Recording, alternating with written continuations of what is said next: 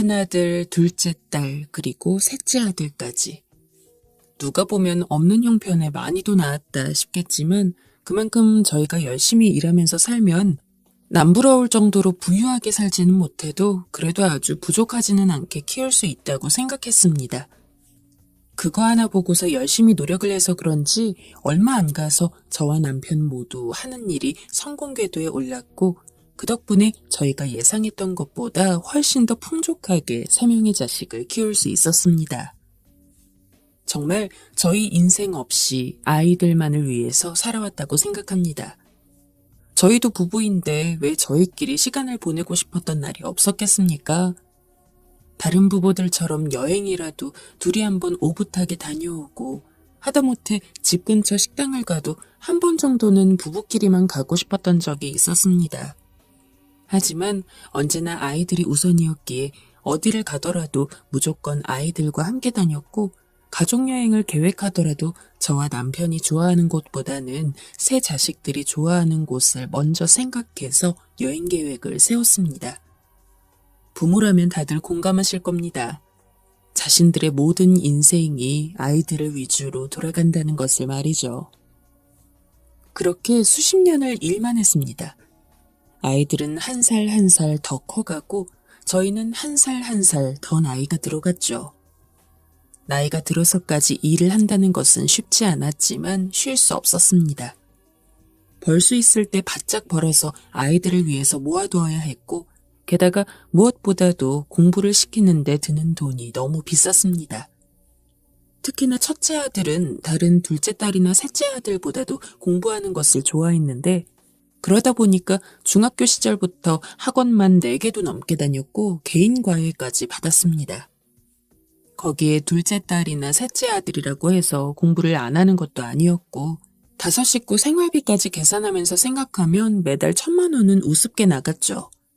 그나마 저희가 돈을 어느 정도 벌고 있었기 때문에 일을 충당할 수 있었던 거지 만약에 저희가 조금만 더 게으르게 살았다면 정말 빚이라도 내지 않고서는 이렇게 살 수가 없을 겁니다.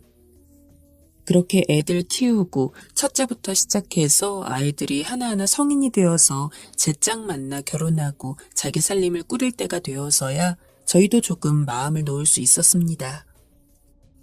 결혼하면 무엇보다도 부부금실이 중요한 거야. 알지? 자식 낳고 괜히 싸우는 모습 보여주지 말고 조금 짜증이 나더라도 상대방이랑 최대한 좋은 말로 풀면서 이야기할 수 있도록 해야 한다. 알았지? 장가를 보내고 시집을 보내면서도 물론 마음이 다 놓이는 것은 아니었습니다. 저희가 부모이기 때문이죠. 아무리 자식들이 다 커간다고 해도 부모에게 자식은 언제나 어린애이지 않습니까? 얘네들이 결혼을 해서 자기 남편이나 와이프랑 사이좋게 지낼지, 괜히 애들 낳고 나중에 크게 문제 생겨서 이혼하는 건 아닐지.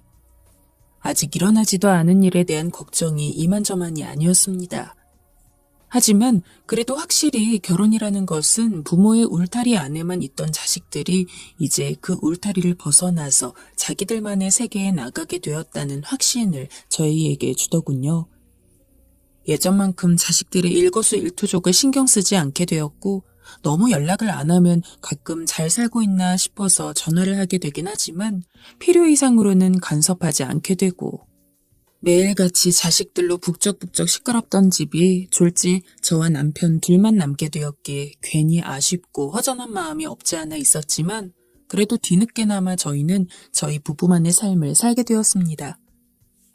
젊었을 적에는 애들 걱정하느라 못 갔던 여행도 가고 가끔 밥 차리기 귀찮으면 제가 여보, 외식이나 갈까요? 하고 밖에서 식사를 하고 오기도 하고 물론 저희가 일하는 것은 멈추지 않았습니다. 하지만 예전만큼 절실한 이유는 없었기 때문에 심적으로도 육체적으로도 힘들 일이 없었죠. 자식 녀석들 다 장가 시집 보냈던 게 저희 부부 나이 55세 때의 일이었는데 그 이후부터도 약 10년 정도를 더 일했습니다. 그리고 60이 훌쩍 넘었을 때 노후자금 겸 애들을 위한 유산이라고 생각하고 회사를 아예 팔아버리고 남은 돈으로 저희끼리 지내게 되었습니다. 저희가 죽어도 자식 자식들 그리고 손주들까지 넉넉하게 먹고 살 정도였기 때문에 저희는 이제 더 바랄 것도 없었습니다. 바라는 게 있다면 자식들이 힘들고 슬픈 일 없이 평생 행복하기를 원하는 것 정도였을까요? 그러다가 첫째 녀석 부부가 회사를 옮기게 되었는데 마침 저희 집에서 그리 멀지 않아서 둘이 신혼집을 팔고 저희 집에서 함께 살게 되었습니다. 며느리가 불편하지 않을까 싶어서 회사 가까운 데로 집을 하나 더 잡아주겠다고 했지만 둘이 괜찮다고 하는 통에 한 집에서 생활을 하게 되었는데 며느리도 너무너무 싹싹하고 착하고 게다가 손주들까지 함께 살다 보니까 손주 녀석 하루하루 커가는 거 보는 맛에 다음날 아침이 기다려질 정도였습니다. 어머니, 집안일은 제가 해도 되는데. 너도 일하느라 바쁜데 무슨 집안일이야. 집안일 정도야 가정부 쓰면 되니까 신경 쓰지 말고 힘들면 좀 쉬기도 하고 그러렴. 첫째 며느리는 아들이 무려 3년을 쫓아다닌 여자였습니다. 솔직히 결혼하기 전에는 뭐가 그렇게 좋다고 그러나 그냥 다른 여자 만나면 되지 그렇게 시간을 허비하는 건가 싶었지만 막상 아들 녀석이 며느리랑 결혼해서 한 가족이 되고 나니까 왜 그렇게 오랜 시간 쫓아다녔는지 알만하더라고요. 며느리는 어딜 가도 미움받을 만한 요소가 하나도 없었습니다. 어른들한테 상냥하고 자기 배 아파서 낳은 자식인 아이들을 훈육할 때도 일반적인 어머니들이랑은 다르게 어쩜 그리 우아하고 품격 있는지. 덕분에 아이들은 다른 사람들 말은 안 들어도 자기 엄마 말이면 죽는 신용까지 할 정도였습니다. 그 어린애들이 그럴 정도인데 어른들은 어떻겠습니까? 앞서 며느리가 싹싹하다고 말씀드렸는데 진짜 어떤 때 보면 제 둘째 딸이 오히려 더 남 같을 정도로 저에게 너무 착하게 굴었어요.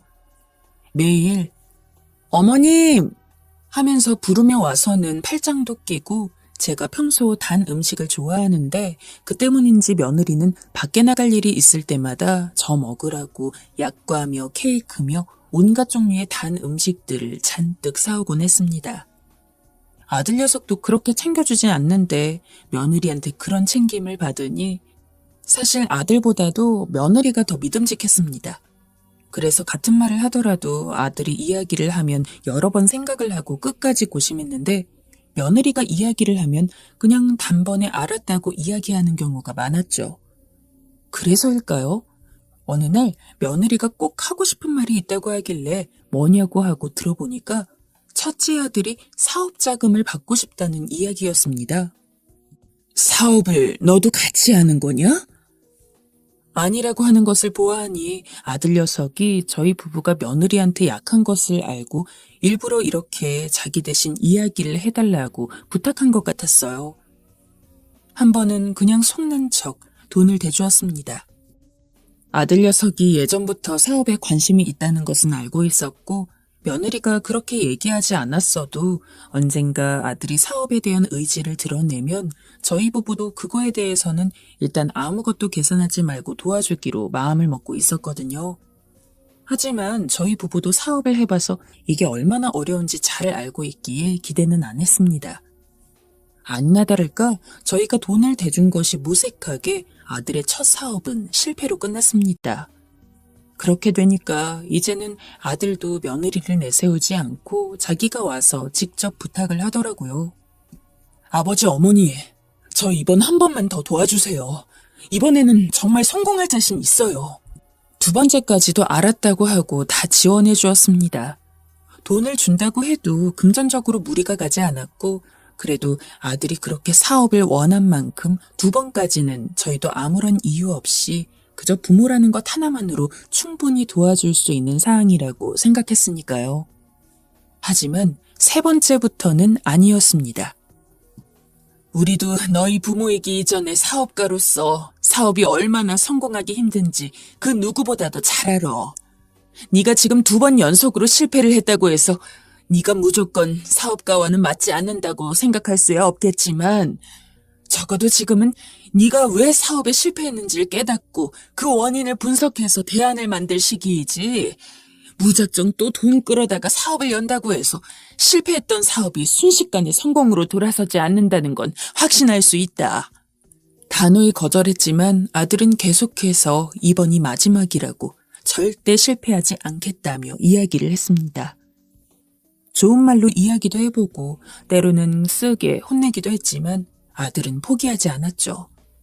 저희도 아들이 그렇게까지 간절하게 나오니 자식 이기는 부모 없다고 결국 점점 대출을 해주는 쪽으로 마음이 기울었습니다. 그렇게 3번째, 4번째, 저희 노후자금은 물론이고 집 담보대출까지 해서 사업자금을 대주는 경우까지 이르게 되었죠.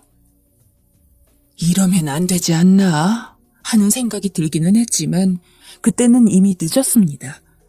이미 저희도 아들 사업에 투자한 것이나 다름이 없었기 때문에 어떻게든 결과를 보기를 원했고 무엇보다도 아들이 그 누구보다 자기 사업을 위해 열심히 노력했다는 것을 알기에 이번에는 될 거야 라는 희망을 가졌습니다.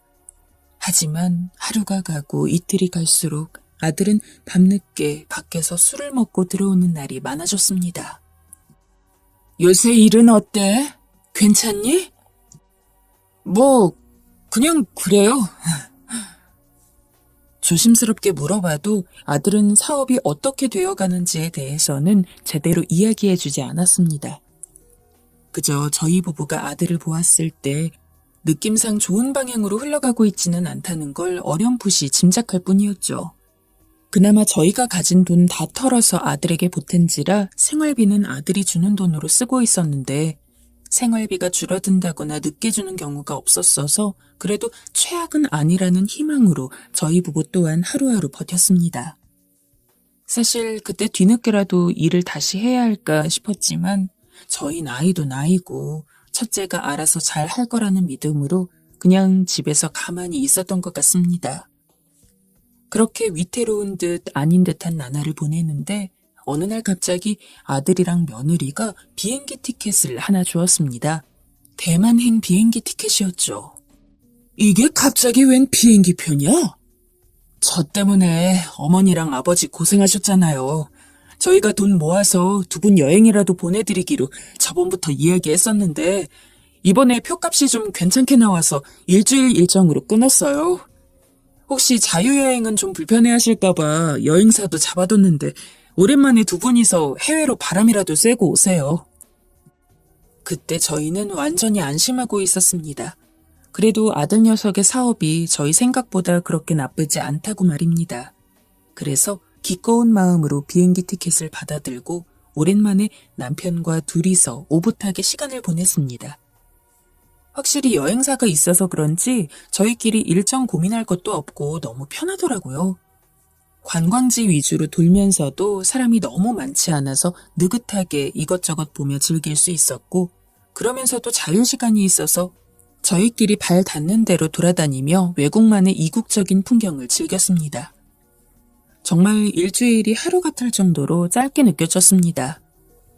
아무래도 자식들 다 결혼시키고 저희가 금전적으로 여유가 있을 때야 둘이 여행도 다니고 여기저기 놀러 다녔지만 아들한테 사업자금을 대주고 여윳돈이 없어서 여행은커녕 입고 먹는 것도 신경 써야 했는데 간만에 맛보는 여유였던지라 집으로 돌아오는 비행기를 타면서도 너무 아쉽더라고요.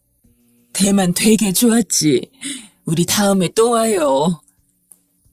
남편과 둘이서 다음에 또 여행을 오자고 약속을 하고 공항에 도착해서 택시를 타고 집에 왔습니다.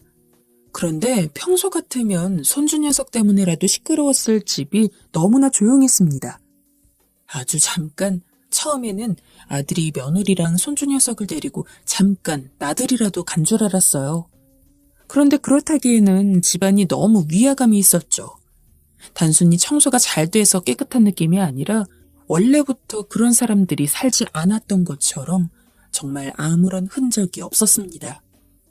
너무 이상해서 캐리어도 제대로 정리하지 않은 채로 신발만 대충 벗어던지고 아들과 며느리, 손주가 쓰던 방을 열어보니 아니나 다를까 방 안에 있던 짐이 텅 비어 있었습니다.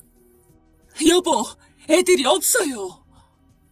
너무 놀라서 남편에게 소리를 질렀고 제 이야기에 헐레벌떡 방으로 온 남편 역시 텅 빈 풍경을 보고 아연실색하는 느낌이었습니다.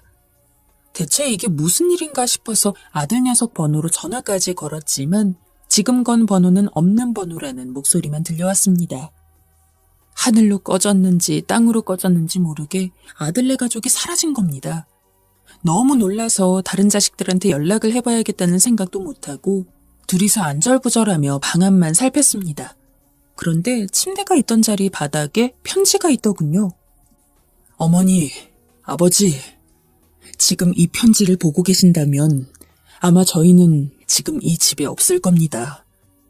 어머니랑 아버지가 평생 힘들게 번 돈, 그것도 노후자금으로 남겨둔 돈까지 저한테 주셨음에도 불구하고 또 실패를 했다는 것이 스스로가 너무 부끄럽고 죄송스럽습니다. 이제 더 이상 두 분한테 심력 끼치고 싶지도 않고 지금이야말로 제가 직접 노력을 해서 성공해야 한다는 생각이 들었습니다. 그래서 늦게나마 반성하고 저희는 가족들과 함께 따로 나가서 밖에서 어떻게든 힘을 내보려고 합니다. 다시 한번 너무 죄송합니다. 어머니, 아버지. 첫째가 돼서 그 누구보다 두 분을 극진히 모셔야 하는데 오히려 이 나이 먹고 두 분 도움만 받았다는 것이 정말 부모님 얼굴 볼 면목도 없는 것 같습니다. 그래도 반드시 꼭 성공해서 돌아오겠습니다. 기다려주세요. 그 편지를 보고서야 정신을 차리고 둘째 딸과 셋째 아들에게 연락을 했지만 둘 역시 첫째가 그런 선택을 했다는 것을 까맣게 모르고 있었습니다. 오히려 저희보다 더 놀라면서 어떻게든 첫째와 연락을 해보려 했으나 두 자식 모두 실패하고 말았죠. 그래도 최소한 연락이라도 해가면서 노력을 하기를 바랐지만 첫째는 몇 달이 넘도록 단 한 번도 연락하지 않았습니다. 게다가 그 사이에 이전에 집을 담보로 해서 대출을 했던 것 때문에 집이 경매로 넘어가게 생겼습니다. 그래서 저희는 첫째와 연락이 되고 말고를 떠나서 졸지에 길거리에 나앉게 생겼죠. 그런 저희를 둘째 딸이 자기 집에서 살자며 데려왔습니다. 딸 입장에서야 저희가 부모이니까 당연히 그렇게 효도하는 게 맞다고 생각했겠지만 제 느낌상 사위는 저희가 들어오는 것이 그리 달갑지 않은 것처럼 보였습니다. 하지만 할 말이 없었습니다. 만약에 반대의 경우를 상상해봐도 사돈어른이 갑자기 딸네 집에서 머문다면 사정 자체는 이해해도 그렇게 좋게 보이지 않을 것 같았으니까요. 물론 사위가 대놓고 저희에게 면박을 준 것은 아닙니다. 어떻게 보면 저희를 신경 써준 적이 많습니다. 하지만 설사 사위가 저희를 달갑지 않아 하는 게 오로지 저희만의 착각이라고 해도 다 커서 독립한 딸내 부부 집에 얹혀 산다는 게 저희라고 편하겠습니까? 눈치가 안 보일 수가 없는 상황이었습니다. 여보, 우리 지금부터라도 다시 일을 해야 될 것 같아요.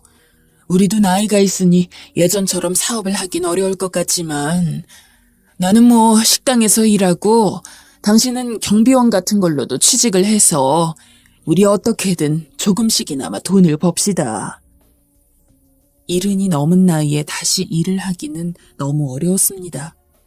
게다가 저희보다 젊은 사람들도 일자리 없어서 굳은 일까지 마다하지 않는 상황에 저희처럼 나이 든 사람을 뽑으려는 곳도 별로 없었죠. 물론 계속 포기하지 않고 노력한 끝에 어느 정도 일자리를 마련하기는 했지만 나이도 먹고 몸도 낡았다 보니까 일하는 것 자체가 쉽지가 않았습니다. 노후자금까지 다 준비를 해놨었기에 이제 더 이상 일할 일은 없다고 확신했는데 그런 확신을 한 지 10년도 채 지나지 않아서 다시 일을 해야 하는 처지가 너무 서글펐습니다. 이러면 안 되지만 첫째가 원망스럽기도 했습니다. 하지만 돌이켜보면 그런 첫째를 바로잡았어야 하는 게 저희인데 그냥 첫째니까 믿는다는 핑계로 제대로 뭐라고 하지도 않고 계속해서 돈을 빌려준 저희 잘못도 없지 않기 때문에 나중에 가서는 그저 첫째가 몸 건강히 잘 살아만 있으면 좋겠다는 바람을 가지게 되었습니다. 그러면서도 틈틈이 첫째의 소식이나 들을 수 있을까 싶어서 이것저것 알아보는 것을 멈추지 않았죠. 그러던 어느 날 셋째 아들에게서 연락이 왔습니다. 엄마, 아빠, 첫째 형 부산에서 살고 있는 것 같아요. 심부름센터 사람이라도 썼는지 막내 아들이 첫째가 어디 있는지를 알아낸 모양이었습니다. 대체 그 먼 부산까지 가서 뭘 하고 있는지 당장이라도 찾아가고 싶은 마음이 굴뚝 같았지만 셋째에게 이야기를 들어보니 거기서도 엄청 힘들게 살고 있는 것 같더라고요. 아마 다른 분들이라면 바로 찾아가셨을 수도 있겠습니다. 저희도 원래 그러려고 했으니까요. 하지만 성공해서 돌아오겠다는 아들의 마지막 편지가 계속해서 머리에 남았습니다. 지금까지 계속해서 아들을 믿고 돈을 빌려줬다가 결국에 이 지경까지 왔지만 그래도 부모라서 그런지 아들이 이번에야말로 정말 성공하지 않을까라는 생각이 들더라고요. 미련하다면 미련할 수 있겠습니다. 하지만 제 배 아파 낳은 자식인데 어떻게 안 믿고 미워하고 만날 수 있겠어요. 게다가 이번에는 저희에게 돈을 빌리거나 한 것도 아닌 만큼 저희가 비록 아들이 어디 사는지 알았지만 굳이 찾아가지 않고 기다려주는 게 맞다고 생각했습니다. 그나마 몸 건강히 살고 있다는 것을 알았다는 것에 대한 안도만을 가지고요. 그 길로 5년이 지났습니다. 첫째의 행방을 알아낸 막내가 이후에도 지속적으로 첫째가 어디에서 살고 있는지 뭘 하고 있는지 알려줬습니다. 첫째는 계속 부산에서 일을 하고 있는 것처럼 보였죠. 그리고 저희는 그때까지도 여전히 둘째 딸 집에서 살고 있었습니다. 예전보다는 사이가 조금 더 편했지만 그럼에도 불구하고 여전히 미안한 마음이 가득했습니다. 사위도 딸이랑 둘이서 오붓하게 지내고 싶을 텐데 군 식구가 들어온 거니까요. 그래서 일부러 더 일을 악물고 악착같이 일을 했습니다. 빨리 돈을 벌어야지 나가서 살 수 있으니까요. 그렇게 그날도 늦게까지 일하고 집에 돌아왔을 때였을 겁니다. 밤 12시가 다 되어가는 시간이었는데 초인종이 울리더군요. 딸도 사위도 모두 집에 있었고 사실 만약에 딸이랑 사위였으면 초인종을 누를 게 아니라 그냥 비밀번호를 치고 들어오면 되는 거였기 때문에 대체 이 늦은 시간에 누구지? 라고 생각했던 것 같습니다. 아무 생각 없이 누구세요? 하면서 문을 열었는데 눈앞에 보이는 얼굴에 너무 놀라서 뒤로 넘어질 뻔했습니다. 바로 오랜 시간 동안 자취를 감춘 채 부산에 있던 첫째였죠. 게다가 옆에는 며느리와 손주도 있었습니다. 인기척에 나와본 딸과 사위 역시 놀란 얼굴로 셋을 보고 있었죠. 일단 급하게 손주 녀석부터 재운 다음에 거실에 남은 가족들이 다 둘러앉았습니다. 죄송합니다, 어머니 아버지. 정말 죄송해요. 미정아, 너한테도 너무 미안하다. 아들은 며느리와 함께 무릎을 꿇고 저희 앞에서 울었습니다. 그리고 둘째한테도 사과를 하더라고요. 맞이가 되어서 듬직하게 힘이 되어주지는 못할 망정 저가 못나서 동생까지 고생시켰다며 한참을 눈물바람으로 온 가족이 있었습니다. 한참 시간이 흐르고 아들이 저희만 데리고 갈 곳이 있다고 하더군요. 늦은 시간이라 죄송하지만 꼭 보여드리고 싶은 게 있어요. 그렇게 아들과 며느리는 저희만 데리고 밖으로 나갔죠. 밖에는 깔끔한 중형차 한 대가 있었습니다. 저희를 태운 아들과 며느리는 어딘지도 모를 곳으로 몇 시간을 달렸습니다. 서울을 벗어나서 한참을 달리니 웬 산 근처더군요. 울퉁불퉁한 아스팔트 길을 차로 쭉 오르는데 저 끄트머리에 엄청 큰 집 같은 게 있었습니다. 그리고 아들의 차는 그 앞에서 멈췄죠. 아니, 이게 다 뭐니? 상황 파악이 안 돼서 그냥 주변만 둘러보고 있는데 아들이 그랬습니다. 이거 이제 어머니랑 아버지 거예요. 라고요. 제가 큰 집이라고 생각했던 곳은 바로 펜션이었습니다. 아직 막바지 공사가 진행 중이었습니다. 저희가 내린 곳이 메인 건물이었고 거기서 좀 더 안쪽으로 들어가면 다른 건물이 여러 채 있는데 거기에 손님을 받으면 된다고 했죠. 그러면서 아들이 자기가 살아온 이야기를 해주었습니다.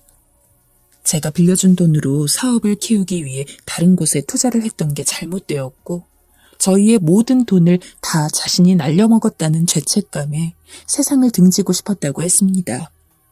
하지만 그걸 말린 게 며느리였고 아들 역시 며느리와 자식을 보고 마음을 다잡고 죽을 때 죽더라도 저희에게 진 빚은 갚고 주겠다는 마음으로 효심 깊은 둘째가 자신 대신 저희를 잘 모실 것으로 믿고 그 먼 지방에 내려가서 미친 듯이 일만 했다고 했습니다.